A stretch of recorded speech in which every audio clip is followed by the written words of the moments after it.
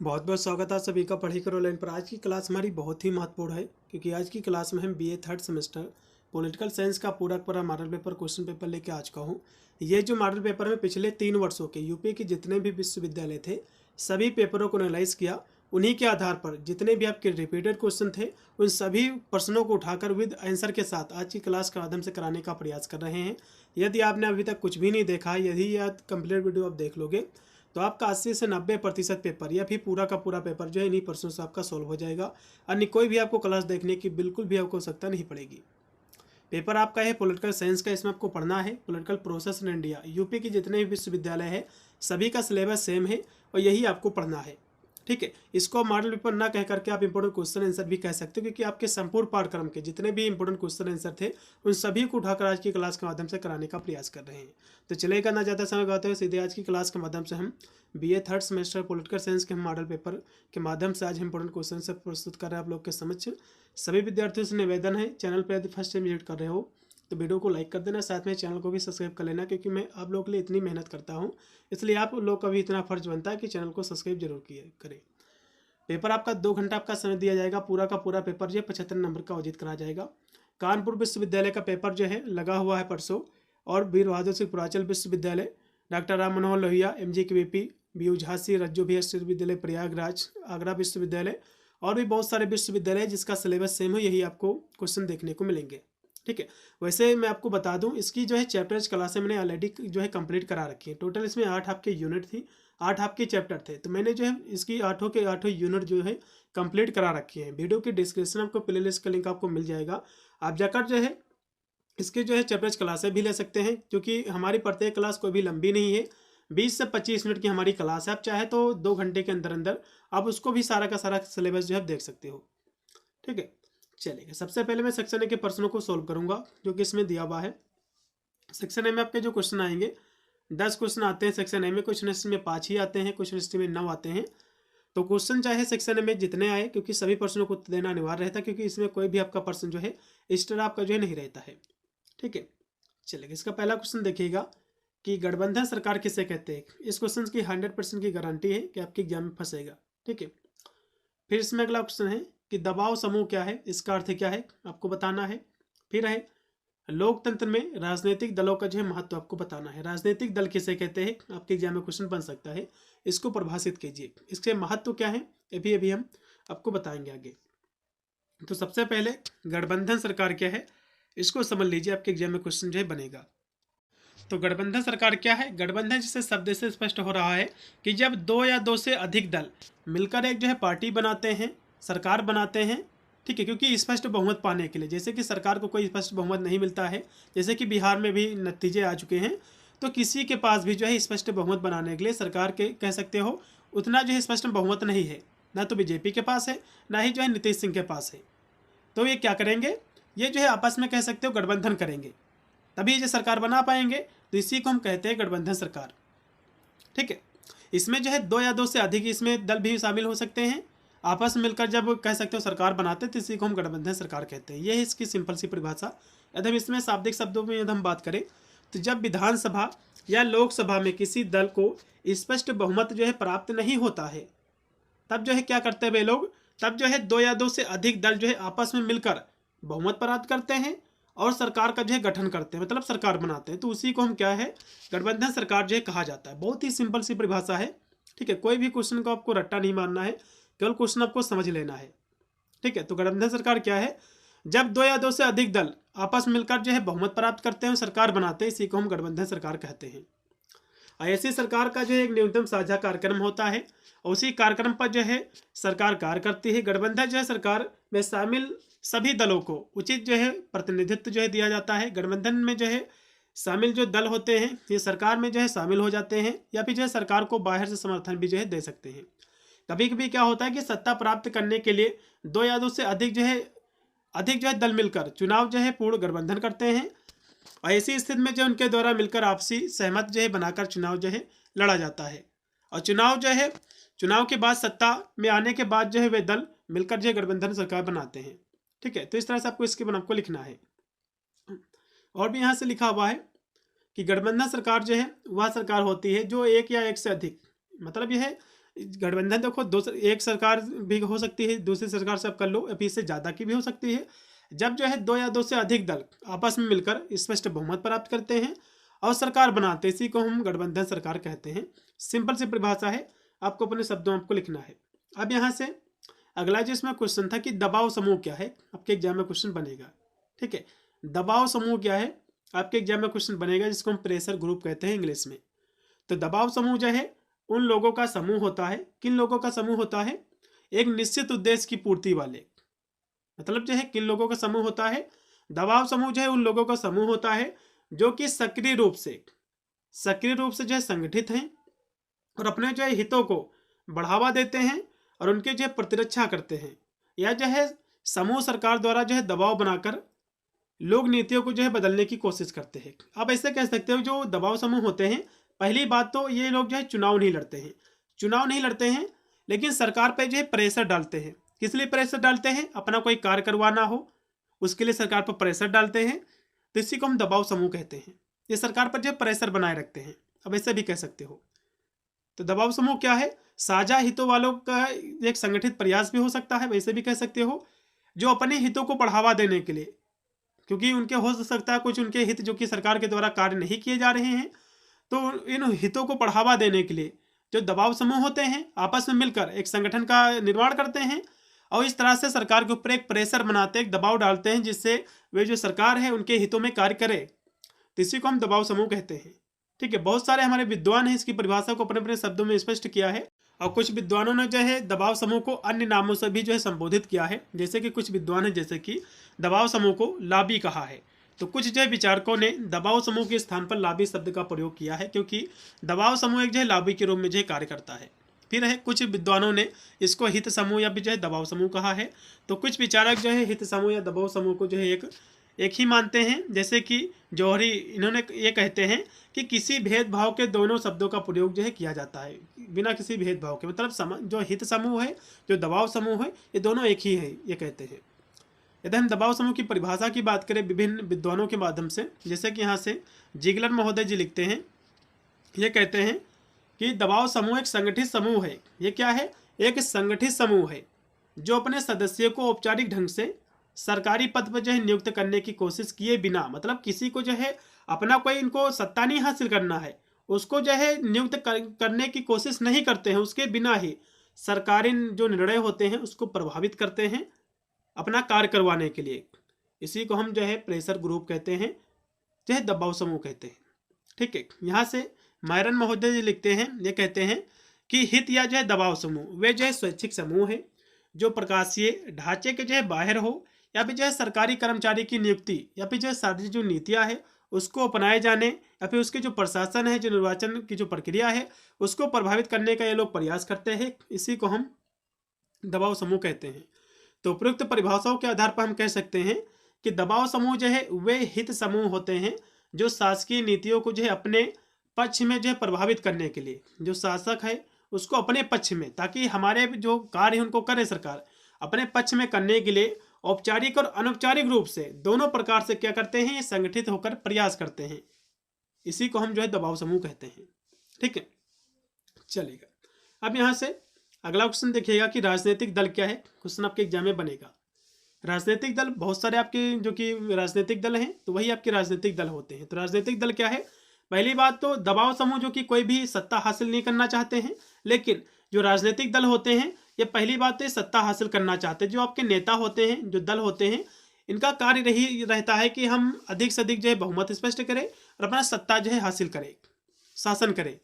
ठीक है, तो यहाँ से बहुत सारे विद्वान हैं जो कि राजनीतिक दल को अपने अपने शब्दों में स्पष्ट किया है। जहाँ जैसे कि यहाँ से एडमंड जी लिखते हैं कि राजनीतिक दल जो है ऐसे लोगों का समूह है जो कुछ सिद्धांतों पर सहमत होकर अपने संयुक्त प्रयासों के द्वारा जनहित को आगे बढ़ाने के लिए जो है संगठित रहता है। मतलब है, जाहिर सी बात है, उनके कुछ जो है कह सकते हो कुछ उद्देश्य होते हैं, जिसके कारण कोई व्यक्ति जब खड़ा होता है इलेक्शन में तो वहाँ की जनता उसको चाहती है कि ये व्यक्ति खड़ा हो, क्योंकि उसकी जो पॉपुलैरिटी वहाँ पर रहती है। तो जब व्यक्ति वो खड़ा होता है तब उनको जनता वोट देती है। ठीक है, तो जब वो जीतेगा तो जनता के हित में कार्य करेगा और जनता का जो हित है उसको आगे बढ़ाएगा। तो इसी को हम राजनीतिक दल कहते हैं। यहाँ से और भी हमारे विद्वान हैं जो कि करट जी, इन्होंने भी इसकी परिभाषा को स्पष्ट किया है। ये कहते हैं कि राजनीतिक दल जो है नागरिकों का एक ऐसा जो है संगठित समुदाय है जो कुछ समान विचारों के आधार पर गठित होता है और जो एक राजनीतिक इकाई के रूप में जो है कार्य करते हुए सरकार को नियंत्रित करने का प्रयास करता है। इसी को हम राजनीतिक दल कहते हैं। ठीक है, तो इन सभी परिभाषाओं के आधार पर हम कह सकते हैं कि इस प्रकार राजनीतिक दल ऐसे व्यक्तियों का एक निकाय है या फिर समुदाय है जो सार्वजनिक प्रश्नों पर जो है पूर्णतया या फिर आंशिक क्षमता रखते हुए अपने जो सामूहिक प्रयास है उसके द्वारा शासन अपने उद्देश्यों के क्रियान्वयन पर जो है विश्वास करते हैं। इसी को हम जो है राजनीतिक दल कहते हैं। इतनी से परिभाषा आपको लिखना है। अब यहाँ से राष्ट्र निर्माण में कौन कौन सी चुनौतियां हैं आपके एग्जाम में क्वेश्चन बनेगा। बहुत ही मोस्ट वांटेड आपका क्वेश्चन है, क्योंकि राष्ट्र का निर्माण में जो है बहुत सारी चुनौतियां होती हैं, जैसे कि धर्म हो गया है, जाति हो गई है, एकता हो गया है, आर्थिक विकास हो गया, आर्थिक जो असमानता है, ये सब कहीं ना कहीं देखा है तो राष्ट्र निर्माण की चुनौतियां हैं। तो इन सभी चुनौतियों को हम समझेंगे। आपके एग्जाम में क्वेश्चन लॉन्ग में फंसेगा। ठीक है, तो राष्ट्र निर्माण की मुख्यतम चुनौतियों की बात करें तो इसमें एकता, अखंडता और आर्थिक जो विकास और सामाजिक जो असमानता है। ठीक है, ये प्रमुख क्या है, ये मुख्य चुनौतियां हैं। जैसे कि राष्ट्रों को जो विभिन्न धर्मों, जैसे किसी राष्ट्र में जैसे कि विभिन्न धर्म, जैसे कि भारत में बहुत सारे धर्म हैं, तो इस भारत में जो कभी भी राष्ट्रीय एकता जो है मजबूत हो ही नहीं सकती है। जहाँ जिस देश में ज़्यादा धर्म के लोग रहेंगे, ज़्यादा प्रकार की भाषाएं बोली जाएंगी, तो उस देश की कहीं ना कहीं देखा जाए तो एक प्रकार से राष्ट्र के निर्माण में चुनौतियाँ ही बनी रहेंगी। ठीक है, जैसे कि इसमें अनेक धर्म हैं, जातियाँ हैं, भाषाएं बोली जाती हैं, सभी धर्मों की अपनी अपनी कल्चर होती है, संस्कृति होती है। ठीक है, और जिस देश में गरीबी है, अमीरी है, बेरोजगारी है, तो इस तरह से कहीं ना कहीं देखा है तो समाज में एक अनबैलेंस उत्पन्न हो रहता है, जो कहीं ना कहीं देखा है तो आपके जो राष्ट्र निर्माण है उसमें बाधा उत्पन्न करता है। तो हम कुछ मुख्य उनकी चुनौतियां हैं उनको हम एक एक विस्तृत के माध्यम से समझेंगे एक एक बिंदुओं से। जैसे कि ठीक है, यहाँ से भी देख लीजिए, आपको इतना लिखना कि राष्ट्र को जो है विभिन्न धर्मों, जातियों, भाषा और जो है सांस्कृतिक के लोगों को जो एकजुट रखना, और गरीबी और बेरोजगारी जैसी जो आर्थिक समस्याओं को दूर करना, और जातिवाद, धर्म, लैंगिक जो है भेदभाव जैसी समस्या जो है असमानताओं से जो है निपटा जा सकता है। ठीक है, यही सारी इसकी जो है चुनौतियाँ, जिनसे आप निपट जाते हो, इनको जो है आप कंट्रोल कर लेते हो, तो राष्ट्र का जो निर्माण जो है संभव हो सकता है। तो मुख्यतम चुनौतियों की बात करें तो एकता और जो अखंडता, तो भारत जैसे विविधतापूर्ण जो है देश में सभी धर्म, क्योंकि भारत एक जो है विविधता में एकता वाला देश है, यहाँ पर अनेक प्रकार के धर्म हैं, अनेक प्रकार की भाषाएं बोली जाती हैं। ठीक है, अनेक प्रकार की जातियाँ हैं और सभी की अपनी अपनी कल्चर है, तो इनके बीच जो है एकता बनाए रखना बहुत बड़ी एक चुनौती है, क्योंकि सभी धर्म अपने अपने अनुसार जो है चलेंगे, अपने जो है धर्मों के अनुसार जो है पूजा पद्धति करेंगे, कुछ जो है क्या करेंगे, तो उसकी कहीं ना कहीं देखा जाए तो एक राष्ट्र निर्माण में चुनौतियाँ है। जिस देश में एक ही धर्म के लोग रहते हैं वो देश काफ़ी अच्छा रहता है, एकदम जो कोई भी प्रकार की उसमें जो है बाधा उत्पन्न नहीं रहती है। तो यहाँ से जो है सबसे बड़ी जो चुनौती है, एक तो धर्म है, दूसरा है जातीयता, और तीसरा है जो है भाषावाद, और जो है जो संस्कृति होती है, जो कि हर एक भाषा जो होती है, सभी धर्मों की अपनी अपनी जो है कल्चर होती है, तो ये कहीं ना कहीं देखा जाए तो एक राष्ट्र निर्माण में बहुत बड़ी चुनौती होती है। और भाषाई और जो है क्षेत्रीय विभाजन उसको भी निपटना इसमें शामिल है, क्योंकि भारत में जो है विभिन्न विभिन्न जो राज्य हैं उसमें अनेक प्रकार की भाषाएं बोली जाती हैं। तो भाषावाद जो होता है अपने क्षेत्र की भाषा को ज़्यादा अच्छा स्थान मानता है, अन्य भाषाओं को जो है नीचा मानता है, तो इस तरह से देश में एक अराजकता उत्पन्न होती है। ठीक है, एक अलगाव की स्थिति उत्पन्न होती है, जो कहीं ना कहीं देखा है तो राष्ट्र निर्माण में एक बाधा उत्पन्न करती है। अगले हम इसकी चुनौती की बात करें तो आर्थिक विकास, जैसे कि गरीबी है, बेरोजगारी होगी जिस देश में, और जिस देश में आर्थिक असमानता होगी, ठीक है, उस देश का कभी भी जो निर्माण नहीं हो सकता है। फिर इसमें जो अगला इसकी चुनौतियां है, आर्थिक जो है असमानता, जैसे कि जातिवाद हो गया है, धर्म के आधार पर भेदभाव करना, लैंगिक असमानता जैसी गहरी जो सामाजिक समस्याएं हैं उसका समाधान करना आवश्यक है, क्योंकि ये समाज में मेल जोल और एकता में जो है बाधाएं डालती है। ठीक है, उसके बाद है राजनीतिक जो है स्थिरता, तो ये भी एक प्रकार की जो है चुनौती है, जैसे कि एक मजबूत और स्थिर लोकतंत्र व्यवस्था बनाए रखना, और भ्रष्टाचार को जो है कम करना, और सुशासन स्थापित करना, और राष्ट्र निर्माण के लिए एक महत्वपूर्ण है। उसके बाद है शिक्षा और स्वास्थ्य, तो शिक्षा के माध्यम से भी जो है राष्ट्र का उन्नत किया जा सकता है, राष्ट्र को कह सकते हो एक विकास उसका किया जा सकता है। तो शिक्षा का जो है समान अवसर और स्वास्थ्य सेवाओं तक जो है समान पहुँच सुनिश्चित करना ही एक बहुत बड़ी जो है चुनौती है। तो इस तरह से इसके बारे में लिखना है। अब यहाँ से अगला जो इसमें क्वेश्चन मैंने ऐड किया है कि संघवाद क्या है और अर्ध संघवाद क्या है। क्वेश्चन आपके एग्जाम में ये फंसेगा, चाहे अर्धसंघवाद पूछे या फिर संघवाद पूछे, तो दोनों की परिभाषा समझ लीजिए, इसके बीच में अंतर क्या है उसको भी हम साथ में करा देंगे। ठीक है, तो सबसे पहले संघवाद क्या है इसको समझ लीजिए। तो संघवाद जो कि एक शासन प्रणाली है, ये क्या है, एक शासन की जो है प्रणाली है, एक व्यवस्था है उसकी, जिसमें जो शक्तियां होती हैं ये केंद्र सरकार और राज्य सरकार के बीच में जो है विभाजित होती हैं। संघवाद क्या है, संघवाद में जो शासन होता है एक तो केंद्र सरकार के पास होता है और दूसरा होता है राज्य सरकार के पास। इसमें जो शक्तियां होती हैं केंद्र और राज्य के बीच जो है बांट दी जाती हैं। ठीक है, जबकि अर्धसंघवाद क्या है इसको भी समझ लीजिए।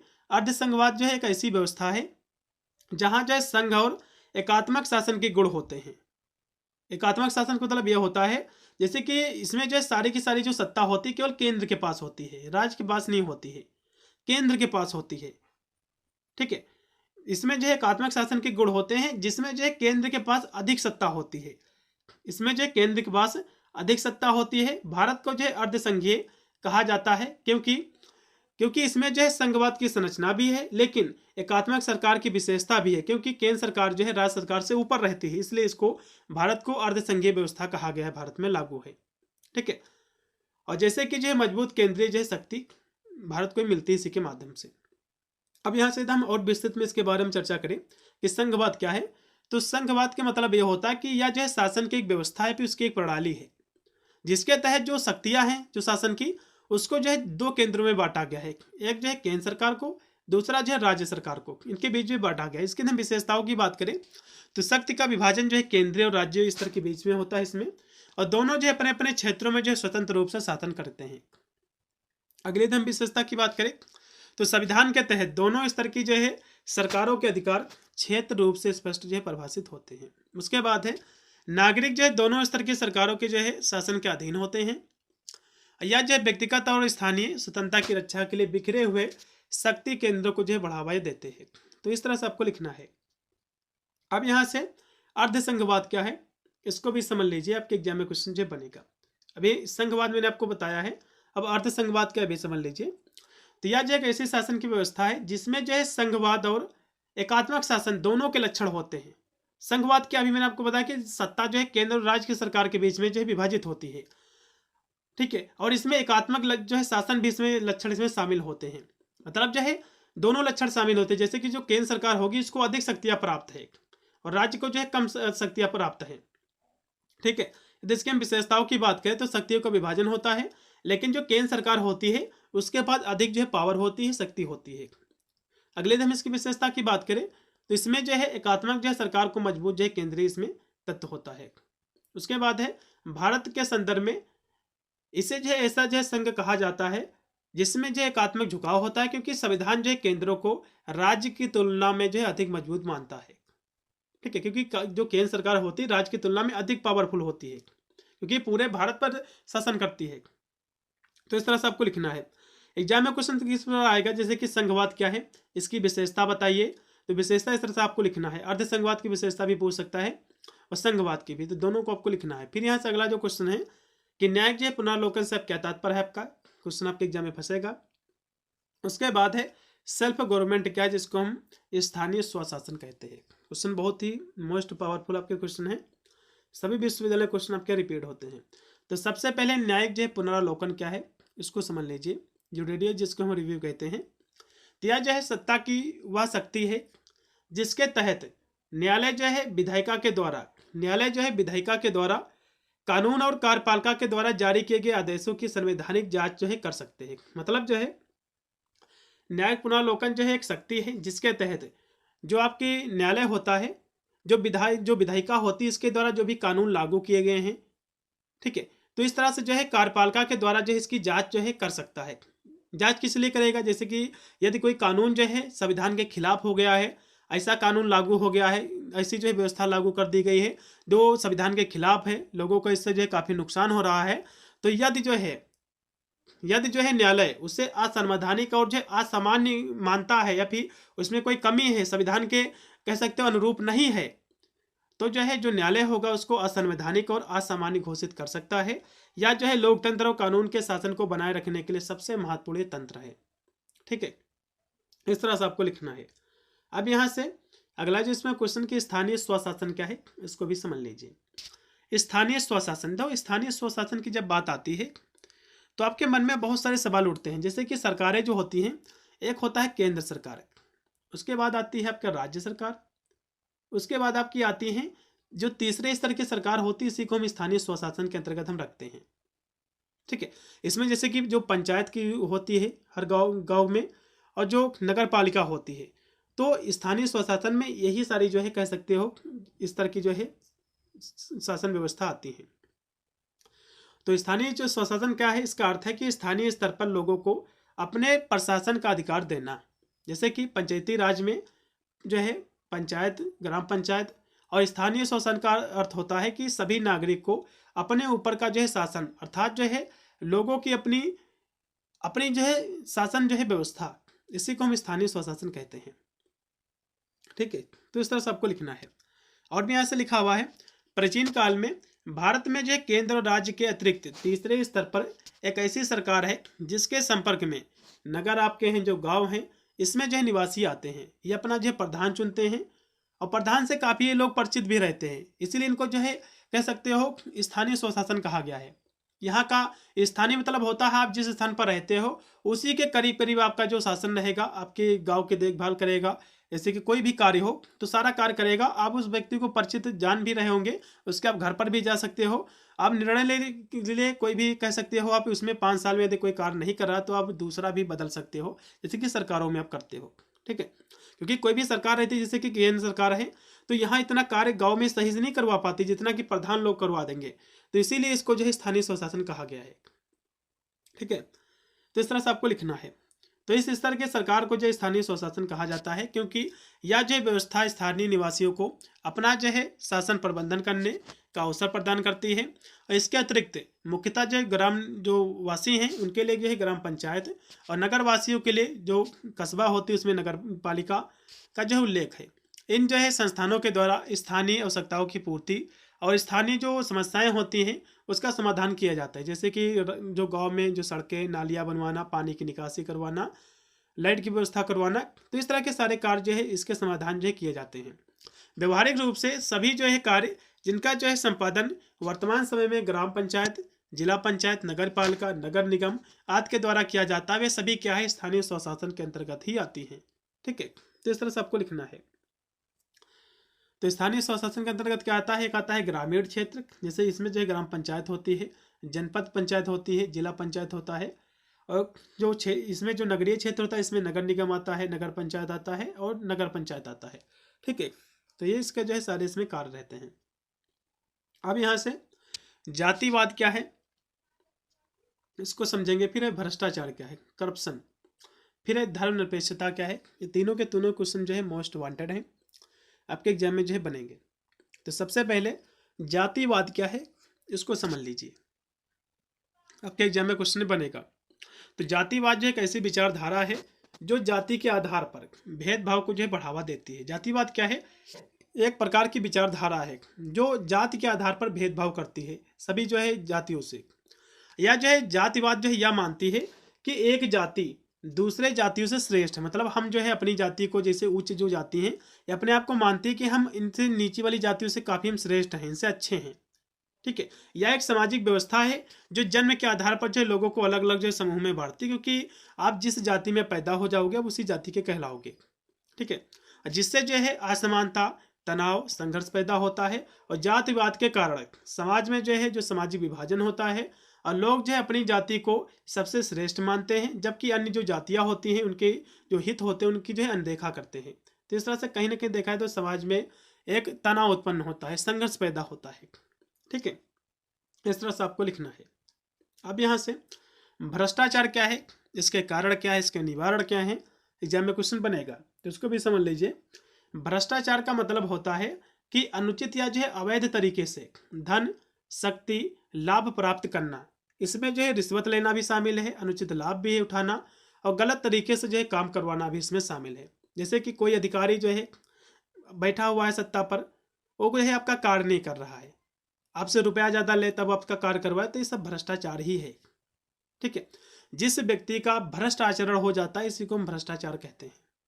ठीक है। भ्रष्टाचार जो है दो शब्दों से मिलकर बना हुआ, भ्रष्ट प्लस जो है आचरण, मतलब जिस व्यक्ति का आचरण भ्रष्ट हो जाता है उसी को हम भ्रष्टाचार कहते हैं। ठीक है, इस तरह से आपको लिखना है।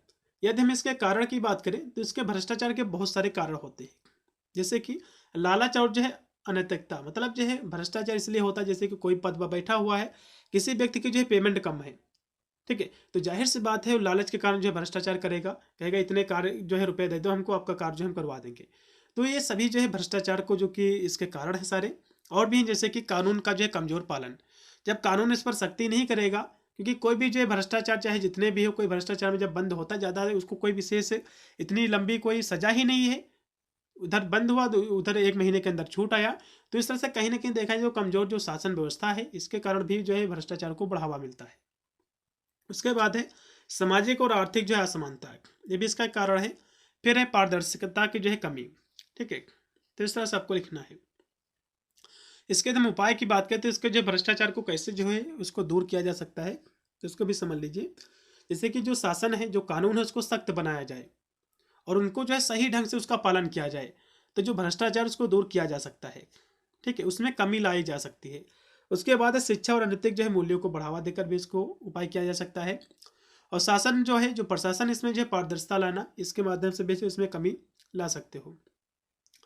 भ्रष्टाचार के खिलाफ जो है जन जागृति और जो सशक्तिकरण है, ये अभियान के माध्यम से भ्रष्टाचार को जो है कम किया जा सकता है। यदि इसके हम लास्ट में हम बिंदु की बात करें उपसंहार में, तो भ्रष्टाचार को जो है खत्म करना आसान नहीं है, लेकिन यह जरूरी है। इसके लिए जनता, सरकार, प्रशासन को जो एकजुट होकर काम करना होगा, तभी हम जो है भ्रष्टाचार मुक्त समाज का निर्माण जो है कर सकते हैं। ठीक है, इस तरह से आपको लिखना है। अब यहाँ से धर्मनिरपेक्षता क्या है, इसकी विशेषताओं का भी जो उल्लेख कीजिए। धर्मनिरपेक्षता ये क्या है, इसकी विशेषताओं का भी उल्लेख कीजिए। पंथ निरपेक्षता और धर्मनिरपेक्षता दोनों एक दूसरे से मिलते जुलते हैं, कोई भी दिक्कत नहीं है। तो धर्मनिरपेक्षता क्या है? धर्मनिरपेक्षता जो है राज्य से जो है सामान्य प्राय यह है कि राज्य का अपना कोई भी जो धर्म नहीं होगा। मतलब जो भारत क्या है, धर्मनिरपेक्ष जो है राज्य है।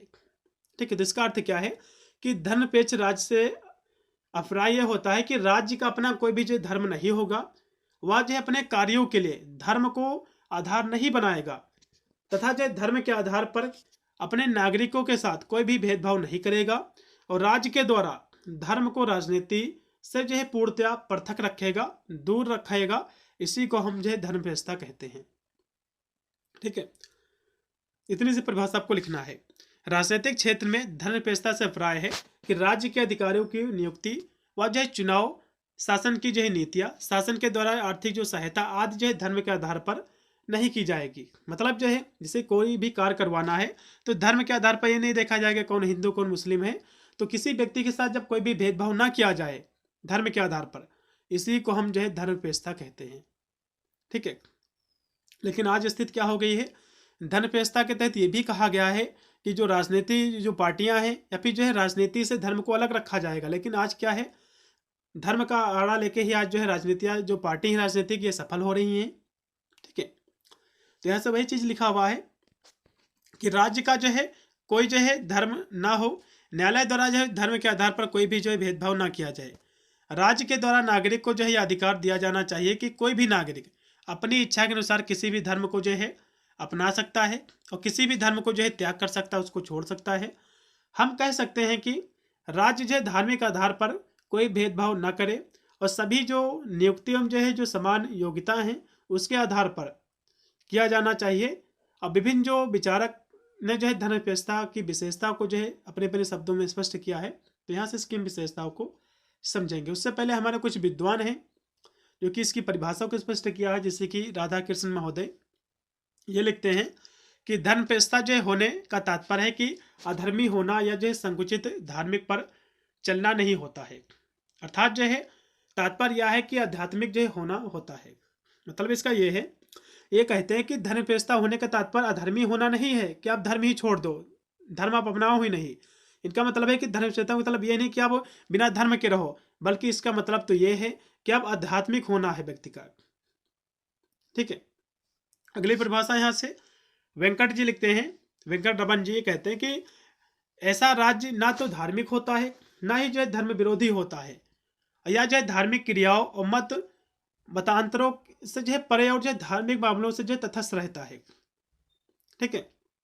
अगली परिभाषा अंबेडकर महोदय जी लिखते हैं, ये कहते हैं कि धर्मनिरपेक्षता जो है राज्य का अर्थ यह नहीं है कि हम सभी लोगों की जो धार्मिक भावना को जो है आदर नहीं करेंगे। ये कहते हैं कि धर्मनिरपेक्षता का मतलब ये नहीं कि हमारी जो आर्थिक भावनाएं उसका हम आदर नहीं करेंगे, बल्कि इसका मतलब यह है कि राज्य लोगों पर जो है किसी धर्म को नहीं थोपेगा। जबरदस्ती कोई भी धर्म किसी के ऊपर नहीं थोपा जाएगा, न ही धर्म के आधार पर जो है किसी के साथ भेदभाव किया जाएगा। तो संक्षेप में हम कह सकते हैं कि धर्मनिरपेक्ष राज्य का अर्थ यही है कि राज्य जो विभिन्न धर्मों में से किसी एक के साथ पक्षपात न करे और ना ही किसी धर्म को राजकीय धर्म घोषित किया जाए। इसी को हम जो है धर्मनिरपेक्षता कहते हैं। इसके हम प्रमुख विशेषताओं की बात करें तो बहुत सारी इसकी विशेषता है, जैसे कि धर्मनिरपेक्ष राज्य का अपना कोई भी जो धर्म नहीं होता है, सभी धर्म उसके लिए समान होते हैं और इसमें जो है सभी धर्मों के प्रति जो है सहनशीलता होती है।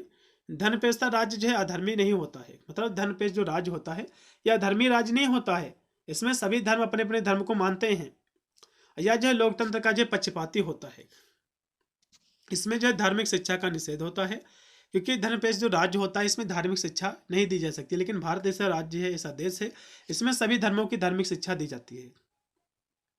उसके बाद है और धार्मिक शिक्षा कहीं ना कहीं देखा जाए तो जो लोकतंत्र है, जो जो धर्मनिरपेक्षता जो शब्द है उसका जो है खनन कर रहा है, उसका जो है खंडित उसको कर रहा है। क्योंकि धार्मिक जो शिक्षा होती है ये कहीं ना कहीं देखा जाए तो दूसरे धर्म के पास जो है नफरत फैलाती है। ठीक है, जो कहीं ना कहीं देखा जाए तो धर्मनिरपेक्षता का जो है खंडन करती है, उसको जो है खत्म करने का प्रयास करती है। उसके बाद है अगला जो इसमें इसकी विशेषता दी हुई है, ऐसा राज्य किसी भी जो है धर्म का विरोधी या फिर जो है विरोध नहीं करता है और कोई भी जो है नागरिक किसी भी धर्म का जो है विरोध नहीं करता है इसमें, और कोई भी जो है नागरिक राज्य के कानूनों से जो है मुक्ति नहीं होता है और धर्मनिरपेक्ष राज्य जो है निरंकुश शासन का जो है विरोध करता है। तो इस तरह से आपको इसकी विशेषता आपको लिखना है। अब यहाँ से सेक्शन आपका 20 स्टार्ट हो गया है। इसमें 5 से 6 क्वेश्चन आपके आते हैं, जो कि 4 से 5 ही क्वेश्चन आपको करना पड़ता है। कुछ यूनिवर्सिटी में एक ही क्वेश्चन करना पड़ता है, तो जो आपको पता होगा उसको आपको करना है। पहला इसमें जो क्वेश्चन की लोकतांत्रिकरण की प्रक्रिया क्या है, फिर लोकतांत्रिकरण से आप क्या समझते हैं, या फिर लोकतंत्र क्या है, तीनों एक ही चीज़ है। उसके बाद है भारत में दलीय व्यवस्था या फिर दलीय प्रणाली की आपको विवेचना करना है। ठीक है, भारत में बहुदलीय व्यवस्था है, सभी को पता होगा, तो इस पर भी हम चर्चा करेंगे। सबसे पहले लोकतंत्र क्या है इसको समझ लीजिए, काफ़ी महत्वपूर्ण क्वेश्चन है। तो लोकतंत्र जो कि काफ़ी ये सुना शब्द है या फिर आम कह सकते हो, क्योंकि भारत दुनिया का सबसे लोकतांत्रिक देश है। आपने काफ़ी बार इस शब्द को सुना भी होगा। ठीक है, इस शब्द को सुनकर आपके मन में ये सवाल जरूर उठा होगा, आखिर लोकतंत्र है क्या। तो आज लोकतंत्र समझ लीजिए आपकी लोकतंत्र क्या है। लोकतंत्र को तो हम देखें तो लोकतंत्र जो है 2 शब्दों से मिलकर बना हुआ है। किससे बना हुआ है? 2 शब्दों से मिलकर बना हुआ है, लोक प्लस तंत्र। तो लोकतंत्र मतलब होता है, लोक का मतलब होता है जनता और तंत्र का मतलब होता है शासन, अर्थात हम कह सकते हैं कि जनता का शासन। तो लोकतंत्र क्या हुआ? जनता का शासन, इसको हम इंग्लिश में डेमोक्रेसी कहते हैं। ठीक है, तो भारत दुनिया का सबसे जो है बड़ा लोकतांत्रिक देश है। लोकतंत्र एक ऐसी जो है शासन प्रणाली होती है जिसमें देश की जो जनता होती है चुनाव के समय अपनी जो पसंदीदा जो उम्मीदवार होता है, जो उनका नेता होता है, उनको वोट देकर उनको जो है नेता बनाते हैं। जैसे कि लोकसभा, राज्यसभा, विधानसभा, ये सभी जो है चुनाव होते रहते हैं, निर्वाचित सदस्य जो है बनती हैं। लोकतंत्र या जो है प्रजातंत्र में, चाहे लोकतंत्र एग्जाम में पूछे फिर प्रजातंत्र, दोनों एक ही चीज़ है। ये सभी लोगों को जो है समान सामाजिक, राजनीतिक और धार्मिक जो अधिकार मिलते हैं। मतलब जो है लोकतांत्रिक देश में व्यक्ति को जो है सामाजिक अधिकार, धार्मिक अधिकार और राजनीतिक अधिकार जो है सभी लोगों को समान मिलते हैं। इसी को जो है हम लोकतंत्र कहते हैं। इसमें जो है लोगों के द्वारा जो है सरकारें बनती है और लोगों के द्वारा जो है सरकार बदलती भी रहती है। इसी को लोकतंत्र कहा जाता है, मतलब लोगों का शासन। बहुत सारे विद्वान हैं इसकी परिभाषा को स्पष्ट किया है, तो उनके माध्यम से थोड़ा और भी हम इसको समझेंगे। जैसे कि पहली बात तो लोकतंत्र क्या है, प्रजातंत्र क्या है, इसकी परिभाषा को समझ लीजिए। तो लोकतंत्र जो है शासन व्यवस्था को कहते हैं जिसमें जो है जनता स्वयं प्रत्यक्ष या अप्रत्यक्ष रूप से अपने प्रतिनिधियों के माध्यम से, जो प्रतिनिधि होते हैं जो इलेक्शन में खड़े होते हैं, इनके माध्यम से या फिर इनके द्वारा संपूर्ण जनता के हित को दृष्टि में रख के संपूर्ण जनता की जो हित है उसको दृष्टि में रख के शासन करती हैं, इसी को हम लोकतंत्र कहते हैं। मतलब जो है इसमें जनता के द्वारा सरकारें बनाई जाती हैं, और जो सरकारें बनती है, जो वोट जिसको दिया जाता है, जब वो जीतता है तो ये नहीं देखता है कि कुछ लोगों ने हमको वोट दिया तो हम उसका कार्य करेंगे, बल्कि जो जीतता है संपूर्ण लोगों का हित देखता है। जैसे कोई भी योजना जब लागू की जाती है तो ऐसा नहीं कि कुछ लोगों के लिए लागू की जाती है, सभी के लिए लागू की जाती है। तो लोकतंत्र का मतलब यही है, एक ऐसी शासन व्यवस्था है जिसमें जनता जो है प्रत्यक्ष या अप्रत्यक्ष रूप से अपने प्रतिनिधियों के द्वारा संपूर्ण जनता के हित को दृष्टि में रख के शासन करते हैं, इसी को लोकतंत्र कहते हैं। इसकी परिभाषा अब्राहम लिंकन ने दी थी। आपने हो सकता है 12वीं क्लास में या फिर 10th क्लास में पढ़ा भी होगा इसकी परिभाषा को लेकर। इसकी परिभाषा में इन्होंने कहा था कि लोकतंत्र जो है शासन का वह रूप है जिसमें जनता के द्वारा जनता के लिए शासन होता है, इसी को हम लोकतंत्र कहते हैं। यह परिभाषा अब्राहम लिंकन की, जो कि आपके एग्जाम में जो है क्वेश्चन आपको लिख देना है, इनकी परिभाषा जरूर आपको लिखना है, काफी पॉपुलर इनकी परिभाषा है। अगली परिभाषा जो लॉर्ड ब्रेसी लिखते हैं, ये कहते हैं कि प्रजातंत्र जो है सरकार का वह रूप है जिसमें राज्य जो है सत्ता किसी विशेष वर्ग में केंद्रित ना हो करके, मतलब इसमें जो है राज्य की जो सत्ता होती है किसी विशेष वर्ग में केंद्रित ना हो करके संपूर्ण समाज के सदस्यों में निहित होती है, इसी को हम लोकतंत्र कहते हैं, प्रजातंत्र कहते हैं। यहाँ से डायसी महोदय भी लिखते हैं कि प्रजातंत्र जो है सरकार का वह रूप है जिसमें शासन वर्ग और संपूर्ण राष्ट्र का अपेक्षाकृत एक बड़ा भाग हो, इसी को जो हम लोकतंत्र कहते हैं। ठीक है, तो इस तरह से आपको लिखना है। तो लोकतंत्र क्या है? जनता का शासन होता है, जनता के द्वारा सरकारें जो है बनाई जाती हैं, फिर जो सरकार बनती है जनता के हितों को देखकर कार्य करती है, इसी को हम लोकतंत्र कहते हैं। अब यहाँ से लोकतंत्र के एग्जाम में प्रकार पूछता है कि लोकतंत्र के प्रकारों का भी उल्लेख कीजिए। ठीक है, तो लोकतंत्र के दो प्रकार होते हैं, एक होता है प्रत्यक्ष लोकतंत्र और दूसरा होता है अप्रत्यक्ष। प्रत्यक्ष लोकतंत्र को हम कहते हैं डायरेक्ट जो है डेमोक्रेसी, इसको डायरेक्ट डेमोक्रेसी कहा जाता है। तो प्रत्यक्ष लोकतंत्र क्या है इसको समझ लीजिए। ठीक है, तो जब जनता शासन के कार्यों में स्वयं भाग लेती है, मतलब जो भारत में प्रत्यक्ष लोकतंत्र नहीं है, भारत में अप्रत्यक्ष लोकतंत्र है। अप्रत्यक्ष क्योंकि प्रत्यक्ष जो लोकतंत्र होता है इसमें जनता स्वयं भाग लेती है, इसमें कोई भी नेता नहीं बनाया जाता, जैसे कोई कार्य करना है स्वयं जनता जाकर कार्य करेगी वो, तो इसको जो है हम प्रत्यक्ष लोकतंत्र कहते हैं, डायरेक्ट जिसको कहा जाता है। तो डायरेक्ट जो है लोकतंत्र क्या है? शासन के जो है कार्यों में इसमें जो जनता होती है शासन के कार्यों में स्वयं भाग लेती है, उसको हम जो है प्रत्यक्ष लोकतंत्र कहते हैं। प्राचीन यूनान में रोम के नगर राज्यों में इसी प्रकार का जो है प्रजातंत्र जो है प्रचलित था। प्रत्यक्ष प्रजातंत्र बड़े बड़े देशों में जो है संभव नहीं है, छोटे छोटे जो है देशों में इसको जो है लागू किया जा सकता है। जैसे कि स्विट्जरलैंड के कुछ जो है कप्तानों ने आज भी जो है जो प्रत्यक्ष लोकतंत्र है वहाँ पर जो है प्रचलित है, इसलिए उसे जो है प्रत्यक्ष लोकतंत्र का जो घर कहा जाता है।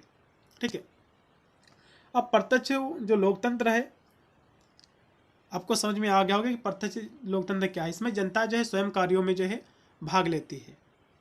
ठीक है, अब यहाँ से लोकतंत्र की विशेषता, वहाँ से मैंने आपको लोकतंत्र की जो कि कराए थे परिभाषा, अब थोड़ी सी विशेषता भी समझ लीजिए प्रजातंत्र की। तो शासन में जो है जनता का प्रतिनिधित्व इसमें होता है, जनता के हितों की जो है रक्षा होती है और प्रतिनिधि जो है जनता के प्रति उत्तरदायी होती है। अब यहाँ से अप्रत्यक्ष लोकतंत्र समझ लीजिए। प्रत्यक्ष लोकतंत्र मैंने आपको बताया जिसको हम डायरेक्ट जो है डेमोक्रेसी कहते हैं, तो इसमें जनता स्वयं जो है कार्यों में भाग लेती है। लेकिन अप्रत्यक्ष क्या है? भारत में अप्रत्यक्ष जो है लोकतंत्र है। क्यों है? क्योंकि इसमें जनता सीधे शासन नहीं करती है। कैसे करती हैं फिर? जनता क्या करती है, जनता कोई नेता खड़ा होता है इलेक्शन में तो नेता को जिताती है, अपना जो उम्मीदवार है उसको जिताती है, उम्मीदवार उनका जीत जाएगा तो उनके हितों में कार्य करेगा। तो इस प्रकार जनता सीधे जो है कार्यों में निर्णय नहीं लेती है, बल्कि अपना जो है वोट देकर अपना जो है कह सकते हो प्रतिनिधित्व जो है नियुक्त करती है, और वही प्रतिनिधित्व जो है उनके कार्यों को जो है करता है। तो ये हुआ अप्रत्यक्ष लोकतंत्र, क्योंकि इसमें सीधे जनता नहीं कार्य कर रही बल्कि जो प्रतिनिधि इन्होंने बनाया है वो जाकर कार्य कर रही है। ठीक है, तो प्रत्यक्ष लोकतंत्र क्या है? जनता अपने जो है प्रतिनिधियों के माध्यम से शासन में भाग लेती है, तो उसको हम जो है अप्रत्यक्ष लोकतंत्र कहते हैं। सिंपल सी परिभाषा है। बढ़ती हुई जनसंख्या को जो है देखते हुए प्रजातंत्र के इसी रूप को जो है आज अपनाया गया है। प्रतिनिधियों को जो है जनता ही जो है निर्वाचित करती है और वे जनता के प्रति ही उत्तरदायी होते हैं, जनता के प्रति जो है कार्य करते हैं। ठीक है, इस तरह से आपको लिखना है। एग्जाम में कभी भी क्वेश्चन बनता है कि प्रत्यक्ष लोकतंत्र और अप्रत्यक्ष लोकतंत्र में अंतर क्या है। ठीक है, तो इनके बीच में जो सीधा अंतर है, जो प्रत्यक्ष लोकतंत्र होता है इसमें जो नागरिक होते हैं सीधे जो है मतदान के माध्यम से निर्णय लेते हैं, फिर सीधे जो है कार्यों में जो है निर्णय लेते हैं। जबकि अप्रत्यक्ष लोकतंत्र क्या है, इसमें जो है अपना वोट देते हैं, प्रतिनिधियों के जो है चुनाव करते हैं, फिर जो प्रतिनिधि होते हैं उनके लिए जो है निर्णय करते हैं। ठीक है, इस तरह से आपको जो है लिखना है। अब इसमें जो अगला क्वेश्चन है कि भारत में दलीय व्यवस्था का वर्णन कीजिए।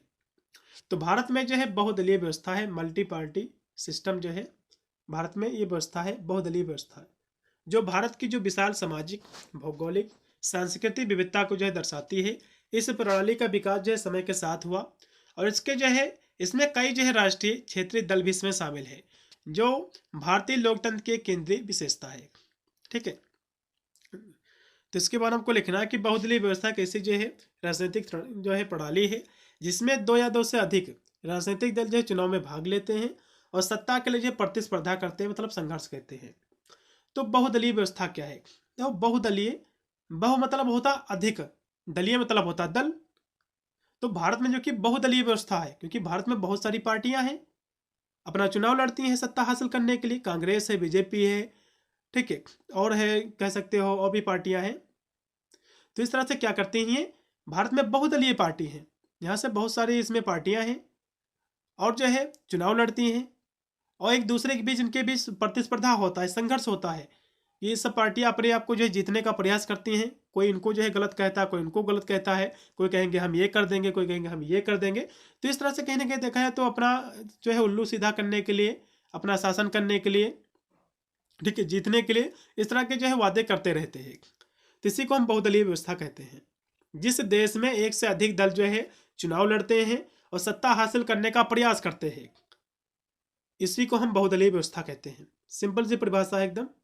ठीक है, तो इन प्रणालियों में जो है किसी भी पार्टी के लिए अकेले बहुमत हासिल करना मुश्किल हो सकता है। इसलिए जो अक्सर आपने देखा होगा सरकार बनाने के लिए कई सारे दल जो है एक दूसरे में गठबंधन कर लेते हैं। जैसे कि अभी जो कि बिहार में अभी नतीजे आए, तो ना तो बीजेपी के पास इतना समर्थन है कि अकेले सरकार बना ले, ना तो नीतीश सिंह के पास है।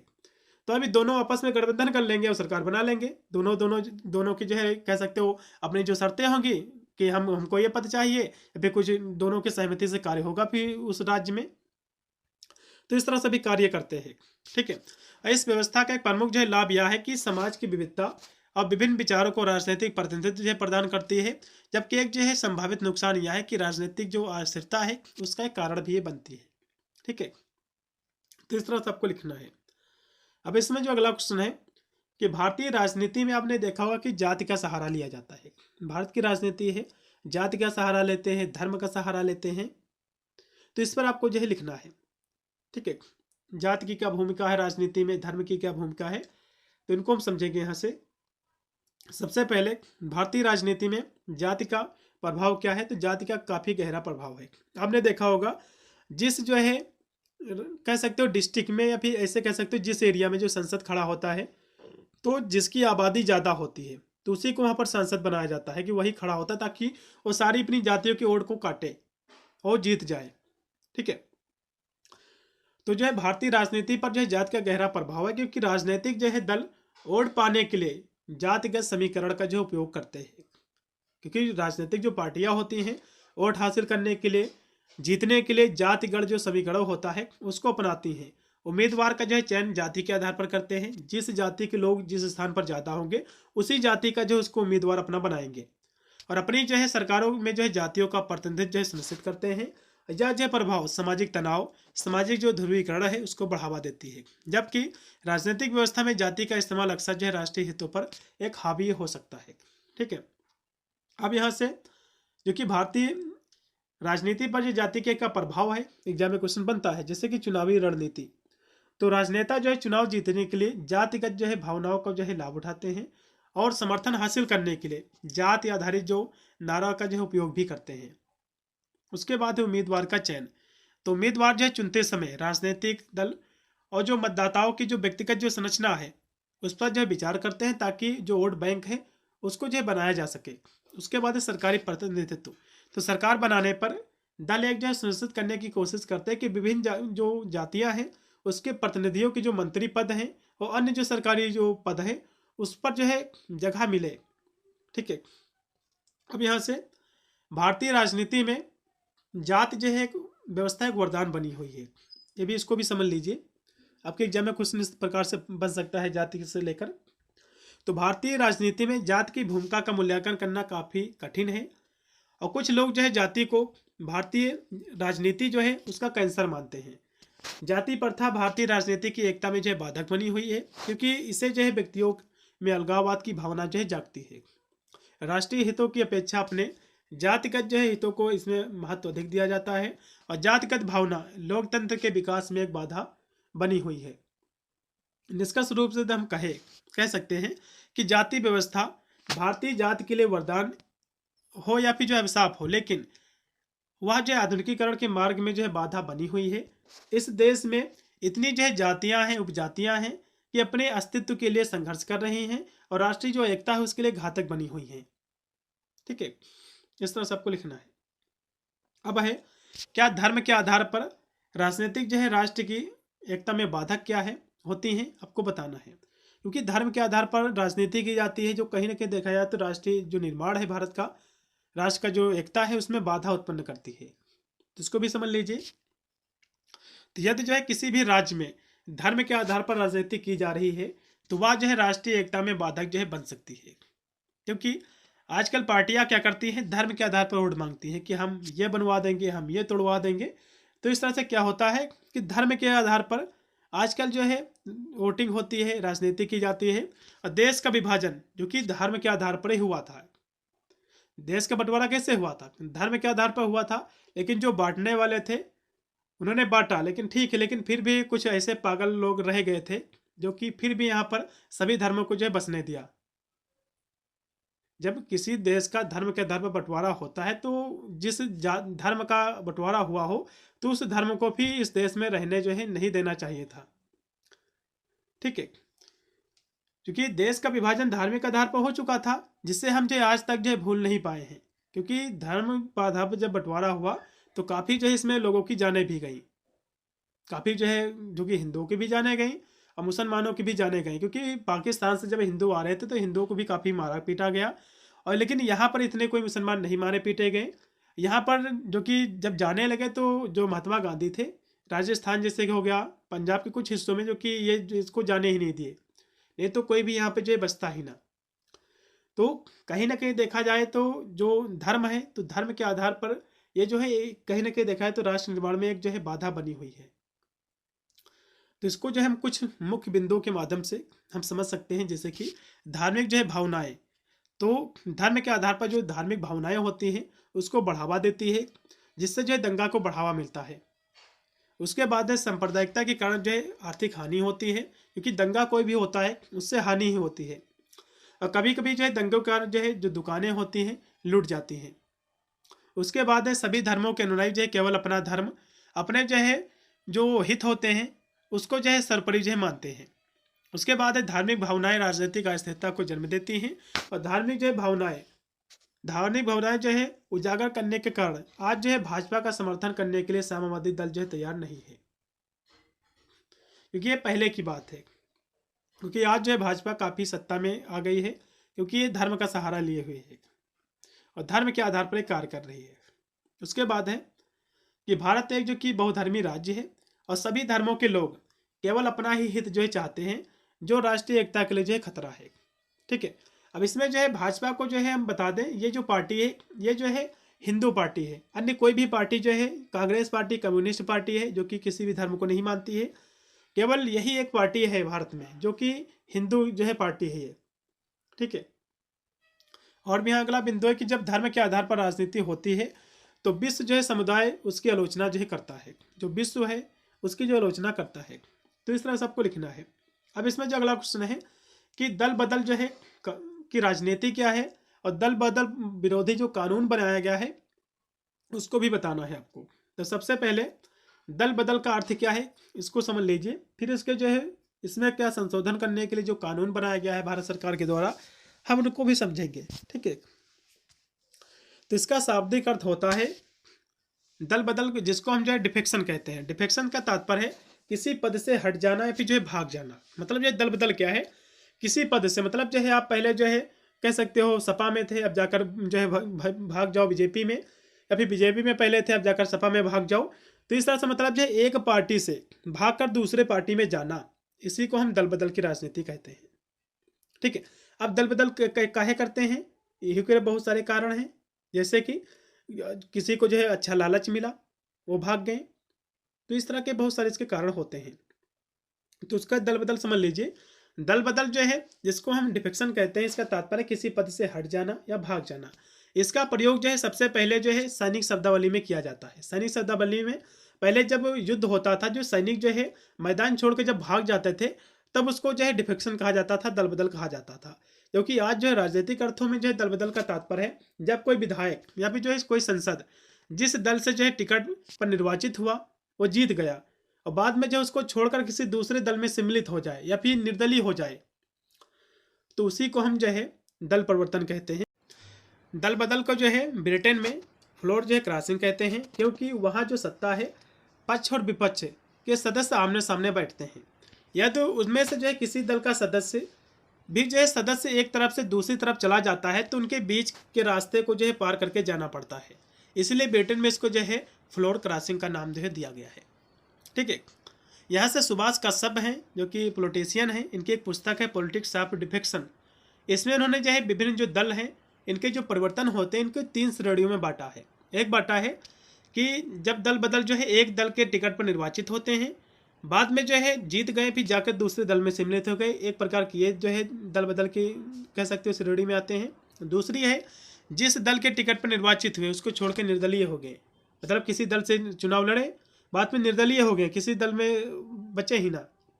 उसके बाद है अगले जिसका तीसरा जिसका बिंदु है कि निर्दलीय जो निर्वाचित होने के बाद कोई पहले जो है निर्दलीय थे, वोट लड़ मतलब जो है जीत गए, उसके बाद किसी दल में शामिल हो गए। ठीक है, ये तीसरा होता है। तो इसके अतिरिक्त जो है यदि कोई भी सदस्य जिस दल के टिकट पर चुना गया हो इसके विपरीत मत दे रहा है, तो सुभाष कश्यप महोदय उसको भी जो है दल परिवर्तन की संज्ञा देते हैं। इस तरह से आपको लिखना है। अब यहाँ से दल बदल विरोधी जो कानून बनाया गया है भारत में, इसको भी समझ लीजिए। तो भारतीय संविधान की जो 10वीं अनुसूची है, इसके तहत एक कानून है जिसमें जो है जिसे जो है 1985 में जो है 92वें संशोधन के द्वारा जो है जोड़ा गया है। इसका उद्देश्य है कि कोई भी सांसद या जो विधायक है जो किसी निजी स्वार्थ के लिए, निजी लाभ के लिए, फिर कोई लालच के लिए, फिर कोई पद के लिए दल बदलने एक दल से दूसरे दल में जाता है, तो ये कानून जो इस पर रोक लगाता है ताकि जो राजनीतिक स्थिरता है, जो पार्टी अनुशासन है वो बना रहे। या जो है कानून दल बदलने वाले जो सदस्य हैं उनकी जो सदस्यता है वो भी जो है गवा सकते हैं, उनके सदस्य को भी जो है खारिज कर सकता है।